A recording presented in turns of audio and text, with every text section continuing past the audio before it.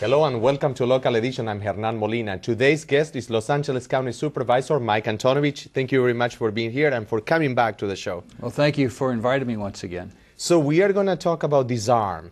And this is a program that is celebrating its 8th anniversary. And D.I.S.A.R.M is?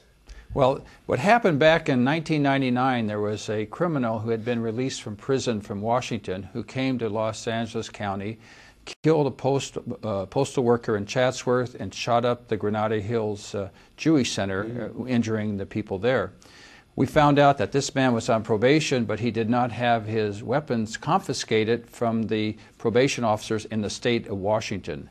So we did a review. We found that in LA County we were not doing the same type of responsible actions that we ought to have been doing. So I initiated D.I.S.A.R.M. In 2000 it went into effect.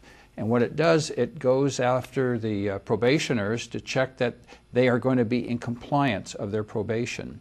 And since 2000, 8 years now, we've had 9,000 of those individuals being interviewed out of compliance.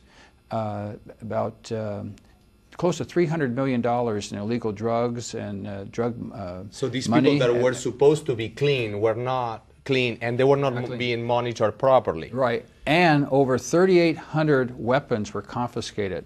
Guns, rifles, assault weapons, these types of weapons that would have been used in criminal activities were confiscated. So overall, we found that 20% of the individuals were out of compliance, and of that 20%, as I said, nearly $300 million in drugs and illegal money was apprehended, over 3,800 weapons taken off the street, and 9,000 arrests. So I imagine that because this program is being so successful, the reduction in crime is noticeable. It has been, there has been a reduction in crime with that 20% that were out of compliance and rearrested. The removing of those 3,800 guns from the streets meant that the gangs have less weapons to commit violence. And while we do read about the violence daily, it would have been worse had we not had this program in effect. So, great program, but you also have another great program that is also celebrating 10 years.